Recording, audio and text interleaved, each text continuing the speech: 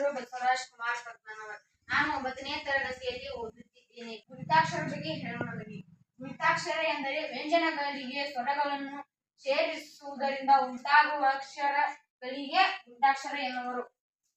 ವ್ಯಂಜನಗಳಿಗೆ ಉದಾಹರಣೆ ಕ ಪ್ಲಸ್ ಕ, ಕ ಪ್ಲಸ್ ಆ ಕ, ಕ ಪ್ಲಸ್ ಈ ಕಿ, ಕ ಪ್ಲಸ್ ಈ ಕಿ, ಕ ಪ್ಲಸ್ ಉ ಕು, ಕ ಪ್ಲಸ್ ಉ ಕು, ಕ ಪ್ಲಸ್ ಎ ಕೆ, ಕ ಪ್ಲಸ್ ಎ ಕೆ, ಕ ಪ್ಲಸ್ ಐ ಕೈ, ಕ ಪ್ಲಸ್ ಓ ಕೋ, ಕ ಪ್ಲಸ್ ಓ ಕೋ, ಕ ಪ್ಲಸ್ ಔ ಕೌ, ಕ ಪ್ಲಸ್ ಅಂ ಕಂ, ಕ ಪ್ಲಸ್ ಅಹ ಕಹ. ಅದೇ ರೀತಿ 34 ವ್ಯಂಜನಗಳಿಗೆ ತಲಾ 13 ಸ್ವರಗಳನ್ನು ಸೇರಿಸುವುದರಿಂದ 442 ಗುಣಿತಾಕ್ಷರಗಳನ್ನು ರಚಿಸಬಹುದು.